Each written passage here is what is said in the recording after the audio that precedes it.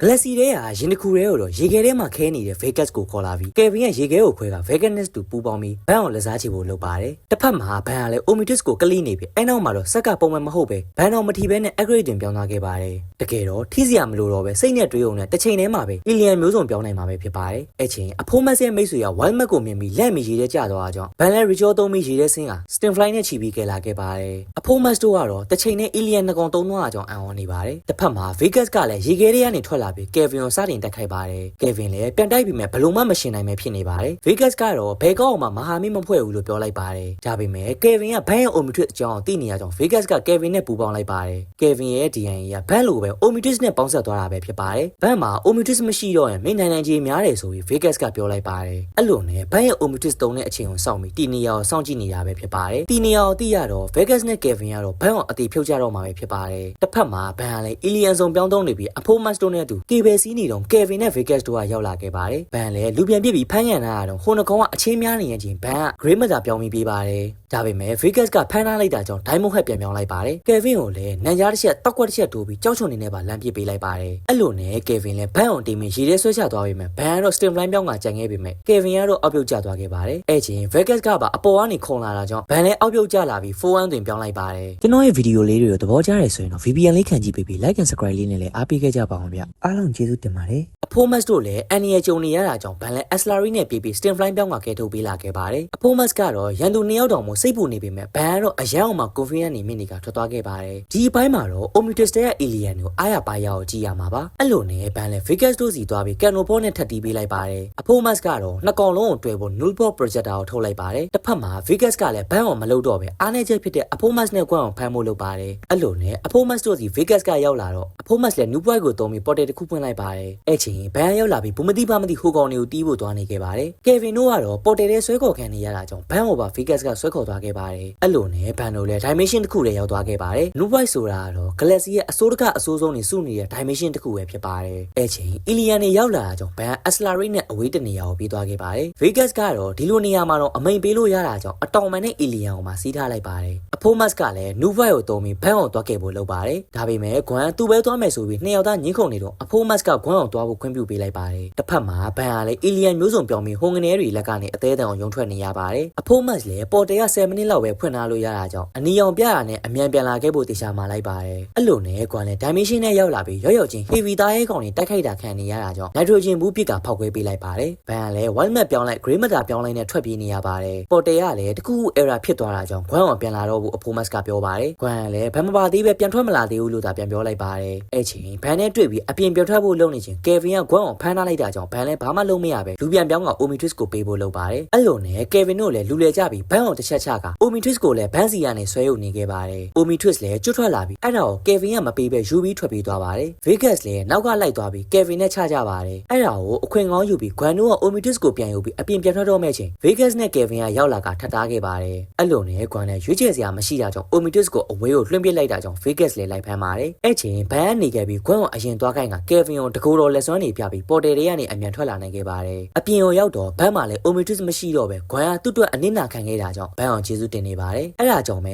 Gwen ကကျေးဇူးတင်တဲ့အနေနဲ့ဘန်အောင်လက်ဆောင်တစ်ခုပေးလိုက်ပါတယ်။အဲ့ဒါကတော့ဘန်ရဲ့ Omitus ပဲဖြစ်ပါတယ်။တကယ်တော့ Gwen ပြစ်လိုက်တဲ့အရာ Omitus မဟုတ်ပဲပောက်ကွဲစီတဲ့ဘုံနှလုံးသားဖြစ်ပါတယ်။အဲ့လိုနဲ့ Vegas နဲ့ Kevin လည်း Portal ထဲမှာကြံပြီးပိတ်မိသွားခဲ့ပါတယ်။ Omitus ကလည်းဘန်ရဲ့ DNA နဲ့တသားတည်းပြန်ဖြစ်ပြီးဘန်လည်း Gwen အောင်စနောက်ဖို့ Alien အချမ်းကြီးနေပြောင်းလိုက်ပေမဲ့ Grey Matter လေးသာဖြစ်သွားခဲ့ပါတယ်။တခုရှိတာဘန် Vegas တို့နဲ့တိုက်ခိုက်တော့ Omitus ရဲ့ Master Control ကိုဖျက်ဆီးလိုက်တာကြောင့်စိတ်နဲ့တွေးရုံနဲ့မပြောင်းတော့ပဲအရင်လိုတကောင်နဲ့ပဲအသုံးပြုလို့ရတော့မှရော Gwen လောင်နေခဲ့ပါတယ်။အဲ့ဒါကြောင့်ဘန်လည်းစိတ်တူတူနဲ့နေလိုက်ရပါတယ်။အခုဆိုရင်တော့ Banana Classic Season 2ရဲ့နောက်ဆုံးပိုင်းလေးပြီးသွားပြီမို့နောက်ရက်မှာတော့ Season 3ကိုစတင်ပေးသွားမှာမို့ Like and Subscribe လေးနဲ့လည်းအားပေးခဲ့ကြပါအောင်ဗျ။အားလုံးကျေးဇူးတင်ပါတယ်။